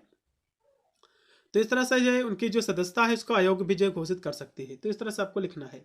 अब यहाँ से अगला जिसमें क्वेश्चन है महिला सशक्तिकरण क्या है, आपके एग्जाम में क्वेश्चन बनेगा, बहुत ही मोस्ट वांटेड क्वेश्चन है, इसको समझ लीजिए। नारीवाद का प्रारंभ 1960 में साइमन दी बयाज के द्वारा जो किया गया। इनकी एक पुस्तक है सेकंड जो है सेक्स। इस सिद्धांत में जो है इन्होंने इसको जो परिभाषित किया है अपनी पुस्तक में। यह सिद्धांत जो है नारी की आज़ादी से जो है जुड़ा हुआ है। यदि जो है ऐसा नहीं होगा तो नारी अपनी जो सहभागिता है समाज में कैसे जो है निभा पाएगी। नारी को जो है सामाजिक, आर्थिक, राजनीतिक जो है अधिकार मिलने चाहिए। मतलब जो नारी को जो है सभी प्रकार के अधिकार मिलने चाहिए, चाहे वो सामाजिक अधिकार हो या फिर राजनीतिक अधिकार हो, फिर जो है राजनीतिक या फिर आर्थिक अधिकार हो। इन जो है अधिकारों के अभाव से, मतलब यदि अधिकार ये नहीं मिलेंगे तो जो नारीवाद है उसका जो कह सकते हो उसमें औचित्य नहीं होगा, या फिर नारी का कोई भी औचित्य ही नहीं रहेगा, अस्तित्व ही नहीं रहेगा। और नारीवाद जो है स्त्री और पुरुष के बीच भेदभाव को समाप्त करने की बात करता है। नारीवाद क्या है? नारीवाद जो स्त्री और जो पुरुष है उसके बीच में जो भेदभाव है उसको खत्म करना चाहता है। पुरुषों के साथ जो है समान अधिकार पाना चाहती है नारी, और पुरुषों के साथ जो है हाथ मिलाकर हाथ जो है कार्य करना चाहती हैं। तो ये जो है नारीवाद कहता है। उसके बाद नारीवाद जो है ये भी सुनिश्चित करता है कि महिलाओं को समान जो है अवसर, शिक्षा, समान जो है रोजगार प्राप्त हो, और संपत्ति, मताधिकार भी जो है महिलाओं को पुरुषों के जो है समान मिलने चाहिए। ये नारीवाद कहता है जैसे कि पुरुषों को जो है संपत्ति का अधिकार होता है, मिलती है, महिलाओं को भी मिलनी चाहिए। और समान कार्य के लिए समान उनको जो है वेतन उन्हें भी जो है दिया जाए, और साथ ही घरेलू जो हिंसा है, जो यौन शोषण है, उसके विरुद्ध उन्हें अधिकार भी मिलना चाहिए। ठीक है, सभी नारीवाद जो है मानते हैं कि महिला अधिकारों को नारीवादी आंदोलन में मान्यता दी जाए, और महिला जो है आंदोलन के अभाव से, महिला आंदोलन के अभाव से जो नारीवाद है फीका है। सच्चे जो अर्थों में यदि महिलाओं को सामाजिक, राजनीतिक, आर्थिक जो अधिकार मिले, तभी वे जो है वास्तव में जो है आज़ाद होंगे। और भारत में महिलाओं को जो है पुरुषों के समान अधिकार संवैधानिक रूप से दिए गए हैं। जैसे कि यह जो विडंबना है कि आधी जो है आबादी का प्रतिनिधित्व करने वाली महिलाओं को जो है पुरुष के समान अधिकार ना दिया जाए। एक विचारधारा में जो है लोग यह भी मानते हैं कि नारीवाद जो है पुरुषों के विरुद्ध जो है विद्रोह है, और पुरुषवाद महिलाओं को जो है पुरुष की अधीनता को स्वीकार करने की बात करता है, और पुरुष की श्रेष्ठता, पूर्वग्रह, सामंती मानसिकता व महिलाओं को जो हीन समझने वाली सामंती व्यवहार पर यह आधारित है। जमीन, मकान, पशु की जो है तरह स्त्री को जो है लोग जो अपनी संपत्ति जो है मानते हैं।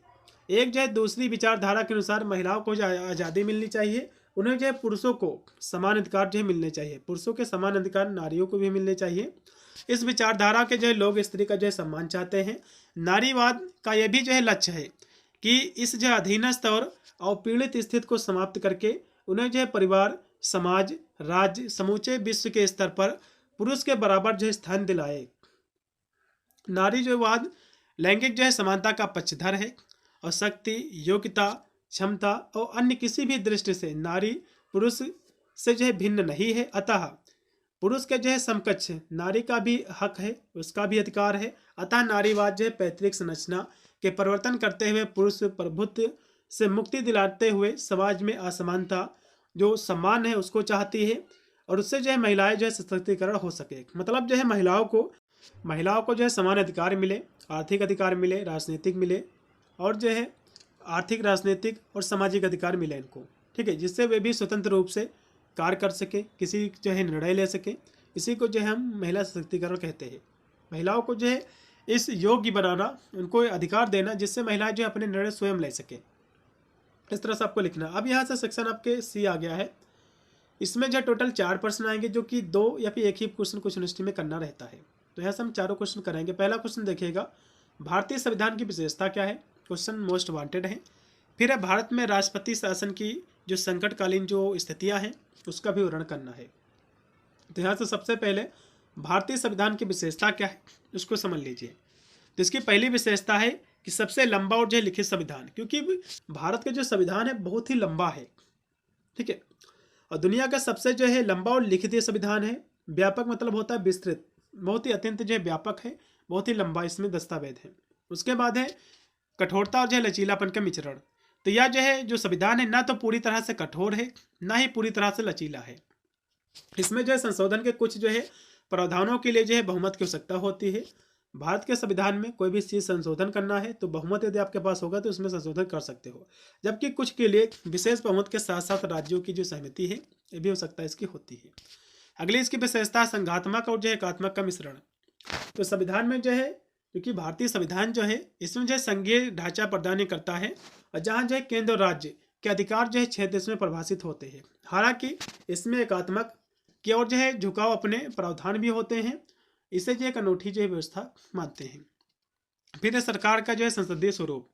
तो इसमें जो सरकारें होती हैं, केंद्र सरकार और राज्य दोनों स्तर पर जो है संसदीय प्रणाली है, जिसमें जो है कार्यपालिका, विधायिका की परत जो है उत्तरदायी होती है। उसके बाद है मौलिक अधिकार जो है राज्य के नीतिशक तत्व।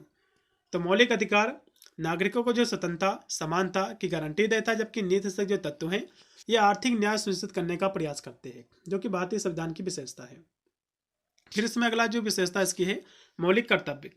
तो मूल संविधान में इसका भी प्रावधान नहीं था, लेकिन जो है मूल जो कर्तव्य है उसको 1976 के तहत जो 42वां संशोधन अधिनियम है इसके तहत स्वर्ण सिंह समिति की सिफारिश से इसमें जो 11 जो है मौलिक कर्तव्य जोड़े गए हैं। मौलिक कर्तव्य क्या है? जैसे कि अपने देश की जो है गुणगान करना, राष्ट्रीय ध्वज का सम्मान करना, देश की सेवा करना, तो ये सारे इसके जो है मौलिक कर्तव्य है। उसके बाद है एकल नागरिकता, ये भी इसकी विशेषता है। तो भारत में किसी भी अन्य देश की तरह दोहरी नागरिकता नहीं है। ठीक है, मतलब जो है भारत में एकल नागरिकता है, एक ही नागरिकता है, और जो है प्रत्येक नागरिक जो है भारत का नागरिक है, और उसके पास जो है पूरे देश में जो है समान अधिकार है, किसी भी जो है एक राज्य से दूसरे राज्य में रह सकता है। फिर है धर्मनिरपेक्षता, क्योंकि भारतीय जो संविधान है इसमें धर्मनिरपेक्षता भी शब्द का भी उल्लेख है।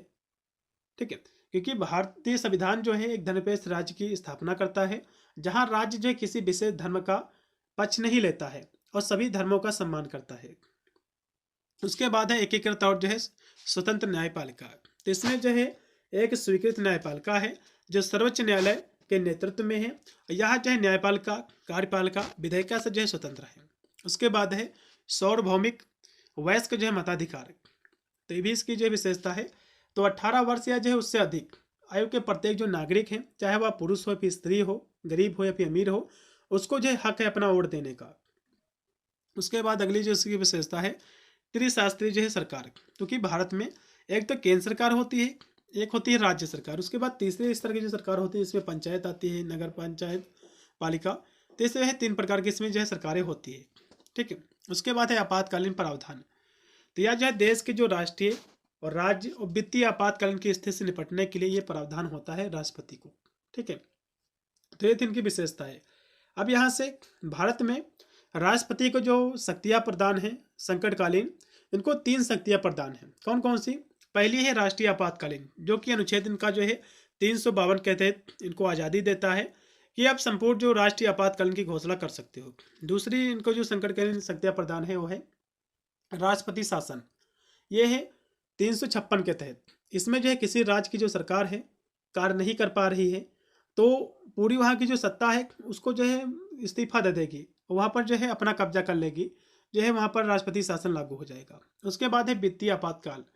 वित्तीय मतलब जो रुपये पैसे से जो ब्यौरा होता है उसको देखने के लिए ये भी जो है आपातकाल की घोषणा कर सकता है राष्ट्रपति के द्वारा। तो इनके जो है 3 प्रकार की इनको जो है शक्तियाँ प्रदान है। तो राष्ट्रपति जो इन शक्तियों का उपयोग जो है देश की सुरक्षा, राज्य में जो संवैधानिक व्यवस्था है और वित्तीय स्थिरता को बनाए रखने के लिए करता है। तो सबसे पहले राष्ट्रीय आपातकालीन क्या है उसको समझ लीजिए। तो इसको जो अनुच्छेद 352 के तहत रखा गया है। राष्ट्रीय आपातकालीन ये कब होता है? जैसे कि जब भारत या उसके के किसी हिस्से में सुरक्षा को जो है युद्ध, बाहरी आक्रमण या सशक्त विद्रोह से खतरा है। मतलब जो भारत में मान लो भारत में कोई झगड़ा हो रहा हो, ज़्यादा लंबा प्रसाद हो गया हो, या फिर भारत को किसी अन्य देश से कोई खतरा हो बाहरी आक्रमण से, तो उस स्थिति में जो राष्ट्रपति होगा भारत का उस एरिया में या फिर संपूर्ण भारत में आपातकालीन की घोषणा कर सकता है। इसके प्रभाव क्या होते हैं? जब आपातकालीन की घोषणा होती है तो केंद्र को जो है राज्य पर अधिकार जो है मिल जाता है। जब ये आपातकालीन की घोषणा होती है संपूर्ण देश पर तो जो राज्य सरकार होती है उन पर अधिकार कर लेती है केंद्र सरकार। उसके बाद कुछ जो मौलिक अधिकार होते हैं लोगों के वो भी जो है छिन जाते हैं। जैसे कि मौलिक अधिकार होते हैं, जैसे कि व्यक्ति को स्वतंत्रता है, कहीं पर घूम सकता है, जा सकता है। जैसे कि कोरोना जब लगा तो आपातकालीन की जो लागू हुआ था तो उसको भी आपातकालीन के माध्यम से भी आप समझ सकते हो, क्योंकि लॉकडाउन का मतलब ये होता है जब लॉकडाउन लगता है कोई व्यक्ति जा नहीं सकता, तो जाहिर सी बात है क्योंकि जो आपके मौलिक कर्तव्य आपके दिए हुए हैं, जैसे कि आप जो है घूमने टहलने की आपकी आज़ादी होती, तो इस तरह के आपके जो मौलिक कुछ अधिकार है उनका जो है हनन होता है, उनको जो स्थगित किया जा सकता है। उसके बाद है संसद को जो है कानून बनाने की शक्ति जो है मिल सकती है। ठीक है, तो इस तरह से आपको लिखना है। फिर है अगला जो इसमें शक्ति है इनकी वो है राज्यों में संवैधानिक संकट। मतलब कोई भी राज्य है जैसे कि यूपी है, यहाँ तो वैसे तो सरकार अच्छी चल रही है, मान लो सरकार इसमें जो है अच्छी ना चला पाए, ज़्यादा दंगा होने लगे, सरकार विफल हो जाए चलाने में, तो उस स्थिति में जो राष्ट्रपति होगा जो मुख्यमंत्री को इस्तीफा दे देगा और यहाँ पर पूरा जो कब्जा जो है राष्ट्रपति कर लेगा, राष्ट्रपति शासन यहाँ पर लागू हो जाएगा। ठीक है, तो इसको जो अनुच्छेद 356 के तहत रखा गया है। यह कब होता है? जब किसी राज्य में संविधान के अनुसार सरकार नहीं चल रही हो, संविधान के खिलाफ जाकर कोई कार्य कर रही हो। ठीक है, और संवैधानिक व्यवस्था जो विफल हो जाती हो, तो उस स्थिति में जो राष्ट्रपति होगा वहाँ पर इसको जो इस्तीफा दे देगा मुख्यमंत्री को, वहाँ पर पूरा का पूरा जो कब्जा है अपना कर लेगा, राष्ट्रपति शासन जो है लागू हो जाएगा। इसके प्रभाव क्या होते हैं?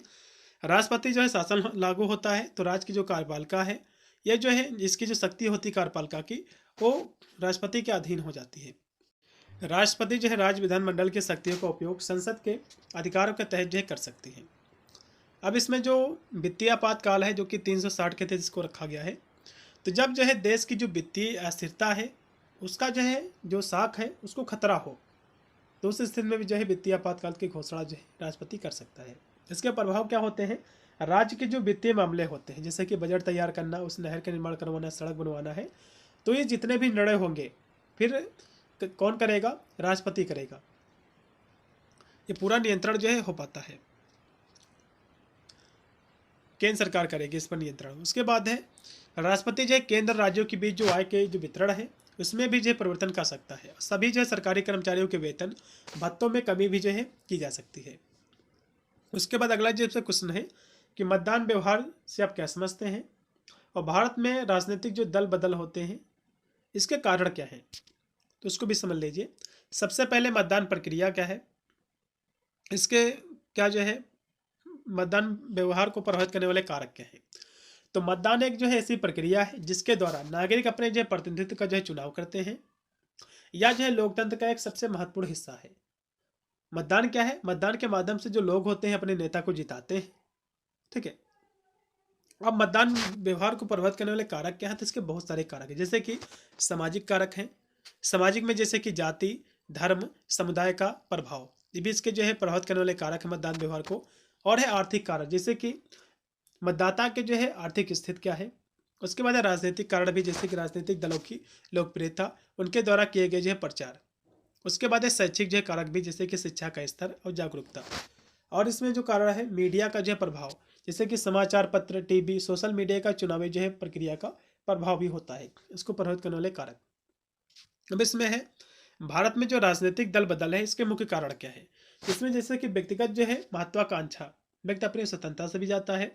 कभी क्या होता है कि पार्टी के अंदर जो असंतोष पैदा हो जाता है, पार्टी में लड़ाई हो जाती है, तब जाके भाग जाते हैं। या फिर विचारधाराओं से जो है विचलन हो जाता है, विचारधाराएं नहीं मिलती हैं, ये कहते हैं कि ये कार्य होना चाहिए, तो कहते हैं कि ये कार्य होना चाहिए, तो इसके कारण भी दूसरे पार्टी में भाग जाते हैं। सत्ता के कारण भी भाग जाते हैं, लालच के कारण भी भाग जाते हैं। तो ये सभी क्या है, दल बदल के जो है कारण होते हैं।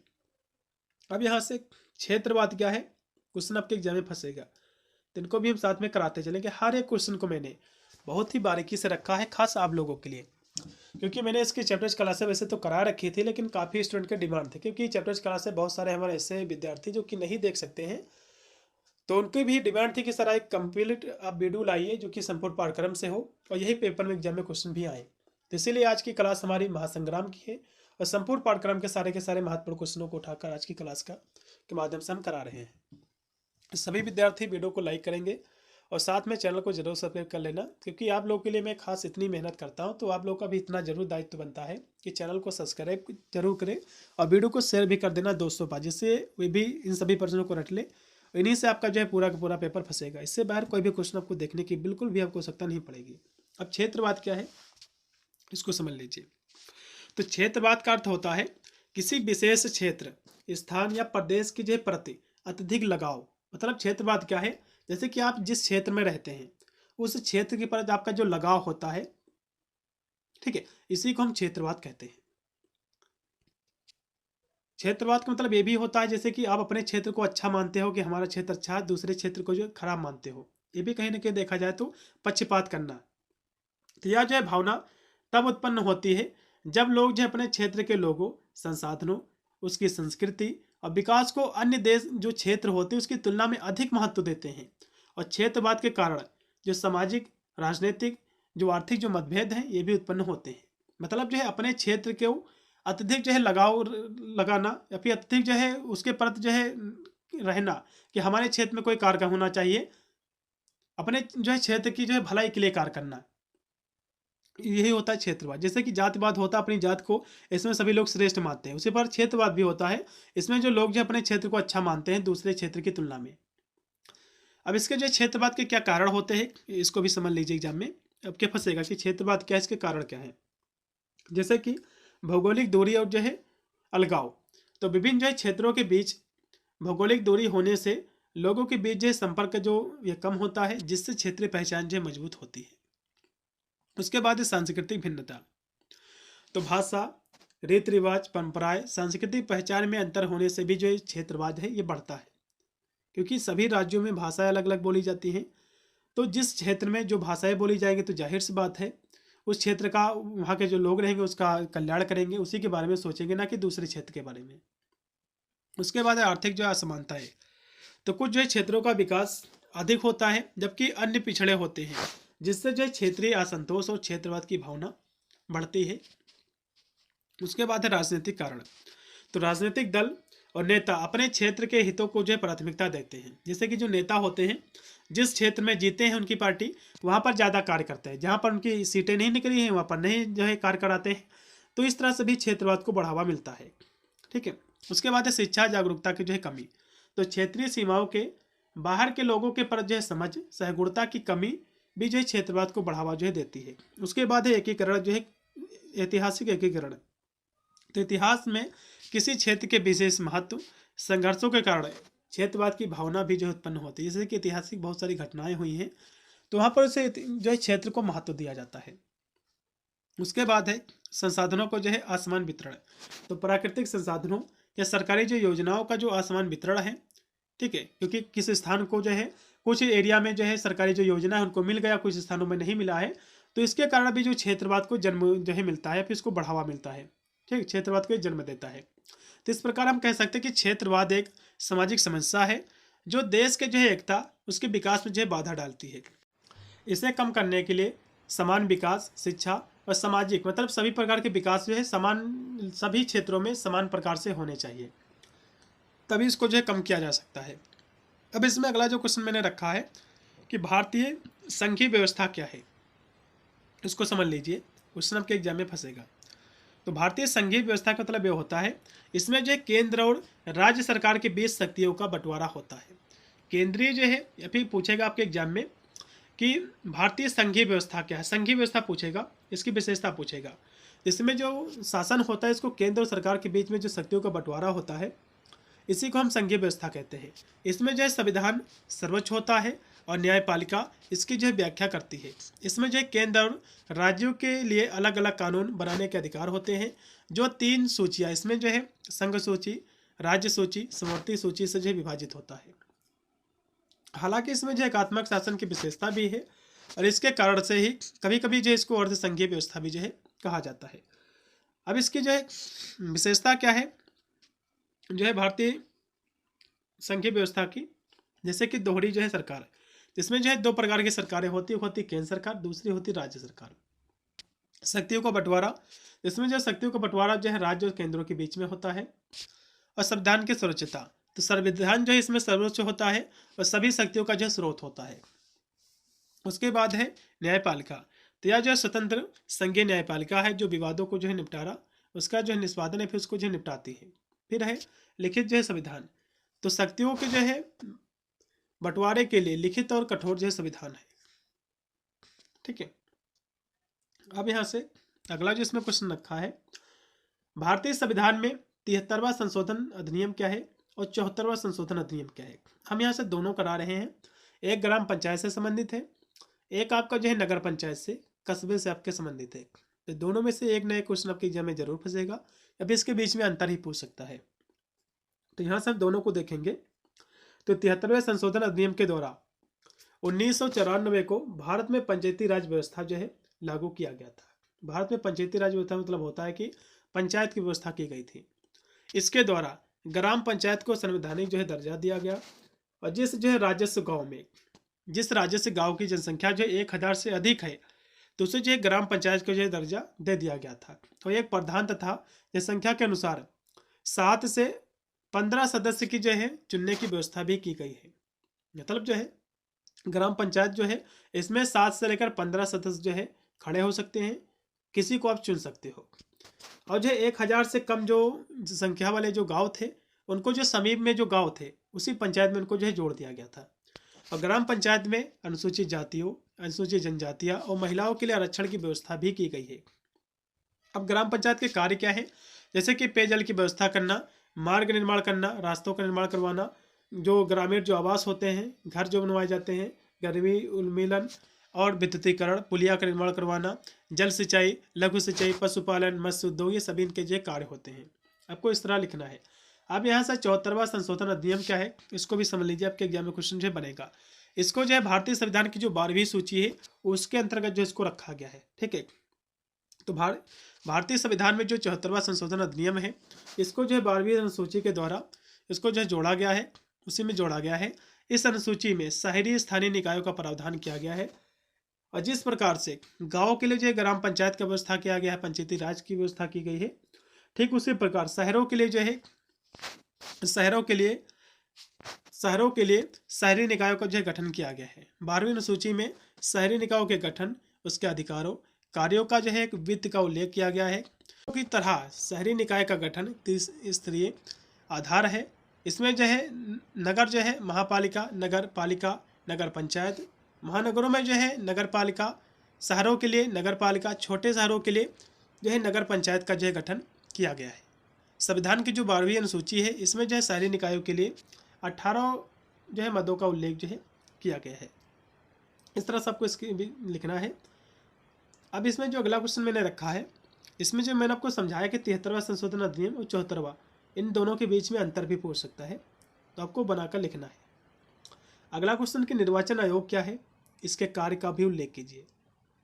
तो संविधान का जो अनुच्छेद है 324, इसमें जो निर्वाचन की जो प्रक्रिया है उसकी जो है व्यवस्था इसमें की गई है कि कैसे इलेक्शन होगा, उसकी सारी प्रक्रिया इसमें जो की गई है। ठीक है।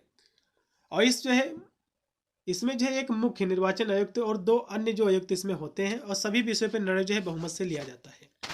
निर्वाचन आयोग के हम कार्यों की बात करें तो बहुत सारे इसके कार्य होते हैं, जैसे कि निर्वाचन क्षेत्रों का जो है निर्धारण करना कि किस क्षेत्रों में इलेक्शन होगा, मतदाता जो सूची है उसको तैयार करना, राजनीतिक जो दल है उनको मान्यता देना और राजनीतिक जो दल के जो चुनाव चिन्ह होते हैं उनको आवंटित करना और राजनीतिक दलों के जो है जो मान्यता है उनकी समाप्ति करना, ये भी इनका कार्य है। राजनीतिक दलों के जो चुनाव चिन्ह है उनको जब्त करना, ये भी इनका कार्य है। जो है दलों के लिए आचार संहिता लागू करना, चुनाव प्रसार के लिए नियम बनाना और किसी दल के विभाजन पर निर्णय देना, ये भी इनका जो है कार्य होता है। इस तरह से आपको लिखना है। अब है अगला क्वेश्चन कि भारत में चुनाव सुधार पर संक्षिप्त आपको प्रकाश डालना है। क्वेश्चन बहुत ही मोस्ट पावरफुल है। इस समय अभी हाल ही में इलेक्शन हुए हैं, तो चुनाव को लेकर एक क्वेश्चन जरूर आपके एग्जाम में फंसेगा। ठीक है। जैसे कि अभी मैंने आपको चुनाव आयोग क्या है बताया, उसके कार्य बताए हैं, तो चुनाव आयोग के कार्य ही पूछ सकता है या फिर चुनाव जो भारतीय चुनाव है उसमें जो सुधार किए गए हैं, भारत में जो चुनाव सुधार है उस पर आपको संक्षिप्त टिप्पणी लिखना। तो इस तरह से भी क्वेश्चन एग्जाम में फंस सकता है। ठीक है, तो इसको भी समझ लीजिए। तो भारत में जो है अब तक लोकसभा के 14 आम चुनाव जो हो चुके हैं। इन सभी चुनाव में कुछ ना कुछ जो कमियां हैं देखने को मिलती हैं, इसलिए जो समय समय पर चुनाव में सुधार करने के लिए बहुत सारे सुझाव दिए गए, बहुत सारी समितियां गठित की गई, आयोगों का गठन हुआ। इन आयोगों ने अपने जो सुझाव हैं सरकार को सौंप दिए, लेकिन कुछ सुझावों पर अब तक जो है ध्यान दिया जा सका है। तो यहाँ से जो समितियाँ हैं जो गठित हुई हैं, जो भारत का जो चुनाव है उसमें सुधार करने के लिए, तो कुछ हम समितियों को समझेंगे। एग्जाम में क्या है, कभी कभी क्या है तारकुंडे समिति पूछ लेता है, इसकी एक एक समितियों का वर्णन करने को पूछ लेता है अलग अलग। तो हर एक बिंदु को आपको समझ लेना है, क्योंकि हमको पता है आप तो रट तो पाओगे नहीं, कल आपको समझ लेना है, बनाकर आपको लिखना है। ठीक है। तो यहाँ से तारकुंडे समिति क्या है, इसकी सिफारिश क्या है चुनाव सुधार को लेकर। तो चुनाव सुधार पर जो सुझाव देने के लिए सबसे पहले महाराष्ट्र उच्च न्यायालय के न्यायाधीश जो कि वीएम तारकुंडे की अध्यक्षता में एक समिति का जो है गठन किया गया। इसी को हम तारकुंडी जो है समिति कहते हैं। इसमें जो है इसके कुछ सुझाव दिए गए हैं, जैसे कि इसने जो सुझाव दिया, पहले क्या थी 21 वर्ष की उम्र में जो है वोट डालने का अधिकार था, तो ये समिति ने जो अधिकार दिया, इसने जो है अपना जो है सुधार करने के लिए अपना जो है कह सकते हो अपनी जो है जो एक समिति थी उसके माध्यम से सुझाव दिए हैं चुनाव सुधार को लेकर। इसने कहा कि मतदाता की जो एज है उसको जो है 21 वर्ष से हटाकर 18 वर्ष जो है कर दी जाए। उसके बाद है जो चुनाव में जो राजनीतिक दल है अपनी जो उसमें खर्च होता है, जो आय व्यय होता है, उसका जो डिटेल है स्वयं रखें। उसके बाद राजनीतिक दलों को सरकार की तरफ से चुनावी खर्च जो है दिया जाए। जो राजनीतिक दल है उसको सरकार की तरफ से चुनावी खर्च दिया जाए। चुनाव के समय सरकार केवल जो है काम चलाऊ रूप में जो है कार्य करे। निर्वाचन आयोग की जो सहायता के लिए राज्य निर्वाचन आयोग का गठन जो है किया जाए। तो ये थे इनके जो सुझाव। उसके बाद मुख्य चुनाव आयुक्त श्यामलाल जो कि कसदहर है, इन्होंने भी अपने जो है सुझाव कुछ दिए हैं चुनाव सुधार से लेकर। इन्होंने जो है तत्कालीन चुनाव आयुक्त ने, जो कि इनके 9 जुलाई 1981 को चुनाव सुधार को लेकर इन्होंने जो अपने सुझाव दिए हैं। इन्होंने कहा कि मतदाताओं को जो परिचय पत्र है उसको जो है दिया जाए और जो चुनाव का जो खर्च है ये जो है राज्य सरकार जो है स्वयं उसका जो है खर्च वहन करे, उस पर खर्च करे। उसके बाद दिनेश गोस्वामी समिति के सुझाव। इसने जो काफ़ी सुझाव दिए हैं और इसके सुझाव एग्जाम में काफ़ी बार पूछा भी गया। तारकुंडे और जो है दिनेश समिति के सुझाव एग्जाम में काफ़ी बार पूछा गया है। तो यह जो है सन 1990 में राष्ट्रीय मोर्चा सरकार ने अपने कानूनी मंत्री दिनेश गोस्वामी की अध्यक्षता में एक समिति का गठन किया। इस समिति ने अपने जो सुझाव दिए हैं चुनाव सुधार को लेकर, जैसे कि इसने कहा कि बूथ जो है कब्जे की स्थिति में पुनर्मतदान जो है कराया जाए और अच्छी सीटों में जो है परिवर्तन होना चाहिए। निर्वाचन याचिकाओं का जो है शीघ्र निस्तापन किया जाए। इलेक्ट्रॉनिक जो है जो मतदाता मशीन है इसका प्रयोग किया जाए। ईवीएम जो कि आजकल जो ईवीएम के द्वारा जो वोट पड़ती है, तो दिनेश गोस्वामी की ही अध्यक्षता के कारण, इन्हीं के सुझाव के कारण आज जो है ईवीएम से आप वोट डाल पा रहे हैं। इसके बाद अगला जो उनका सुझाव है कि जो रिक्त स्थान के लिए 6 महीने के अंदर उपचुनाव जो कराया जाए। मतलब जिस स्थान पर रिक्त पद पड़े हुए हैं, कोई जैसे कि पद वहाँ पर जीता हो, मर गया, तो उस स्थान को जल्दी से जल्दी 6 महीने के अंदर जो है उपचुनाव कराकर उसको भराया जाए। उसके बाद है मतदाताओं को जो है फोटो जो परिचय पत्र है फोटो के सहित उनको जो है दिया जाना चाहिए। तो सरकार ने जो है दिनेश गोस्वामी के जो सुझाव थे अधिकांश इनको जो है स्वीकार कर लिया था। दिनेश गोस्वामी के जो सुझाव थे सरकार ने इनको जो है स्वीकार कर लिया था आधे से ज़्यादा। अब यहाँ से चुनाव आयोग के भी कुछ सुझाव हैं जो कि 1992 में भी दिया था। जैसे कि चुनाव आयोग को एक जो है संसदीय जो है किया जाए और जाली मतदान को रोकने के लिए जो मतदाता हैं उनको परिचय पत्र दिया जाए। उम्मीदवारों की जो जमानत की राशि है उसको बढ़ाई जाए और कोई भी उम्मीदवार एक स्थान से ही जो है चुनाव लड़े।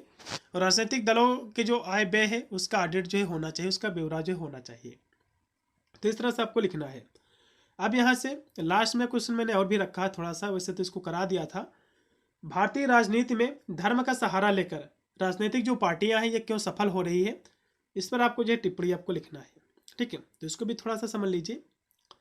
तो भारतीय राजनीति में हम सब कुछ जो है भूल सकते हैं, लेकिन जाति धर्म को जो है राजनीति से अलग कर पाना काफ़ी मुश्किल है, क्योंकि राजनीति धर्म के आधार पर होती है, जाति के आधार पर, दो ही आधार पर होती है राजनीति। धार्मिक सहारा लेकर देश के राजनीतिक दल अपनी अपनी जो है रोटियां सेकने में जो है सफल हो रहे हैं। प्रत्येक दल के जो है नेता अपने अपने जो है धर्मों के मतदाताओं के जो है रिझाने में लगे हुए हैं। केंद्र और प्रदेश में सत्ताधारी दल द्वारा अल्पसंख्यक को अधिक से अधिक जो है उच्च पदों पर जो है बैठाया गया है।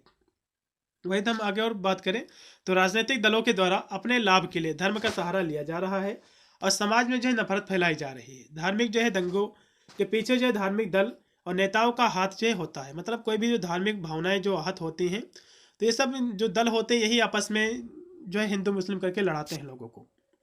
और सांप्रदायिक दंगों के पीछे राजनीतिक दल और नेताओं का ही हाथ होता है, क्योंकि जो नेता होते हैं वे तो लड़ने आते नहीं हैं। यहाँ आम जनता जो पागल रहती है वही उनके कहने में आती है और जो है आपस में लड़के जो है मर जाती है। और दलों के द्वारा उम्मीदवार का चयन संगठनात्मक पद मंत्रिमंडल के जो है स्थान धार्मिक आधार पर ही जो है दिया जाता है।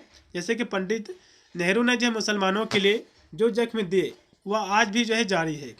एक दूसरे के बीच जो है धार्मिक भावनाएं जो है भड़का कर धर्म का सहारा जो है लिया जा रहा है।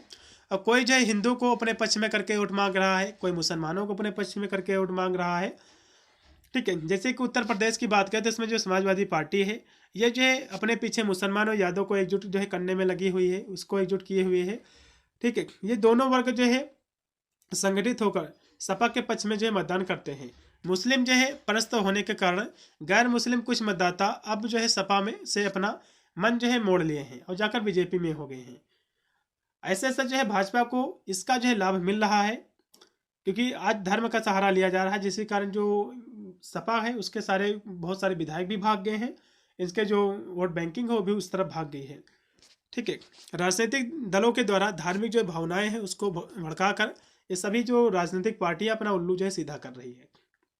इस तरह से आपको लिखना है। अब है भारतीय संविधान का जो अनुच्छेद है 356, ये विवाद में क्यों रहा है। मैंने आपको बताया था कि जो राष्ट्रपति होता है इसको 3 शक्तियां प्राप्त हैं। एक है अनुच्छेद जो 356 है, इसमें मैंने आपको कहा था कि किसी भी राज्य की सरकार है, वहाँ जो मुख्यमंत्री है यदि राज्य नहीं चला पा रहा है तो वहाँ की पूरी जो मुख्यमंत्री होगा उसको इस्तीफा दे देगा। कौन दे देगा? क्योंकि राष्ट्रपति दे देगा और पूरा का पूरा शासन वहाँ पर राष्ट्रपति शासन उसको लागू कर देगा। तो ये विवादों में क्यों रहता है, उसके पीछे एक रीजन है। कैसे रीजन है?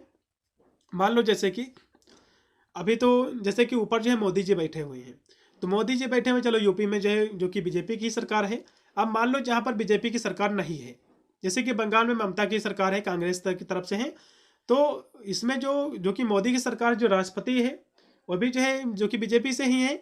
तो यदि ये चाहे तो जबरदस्ती भी कर सकती हैं, ये कहे कि वहाँ पर शासन जो है सही नहीं चला पा रहे हैं और वहाँ पर राष्ट्रपति शासन लागू कर दे।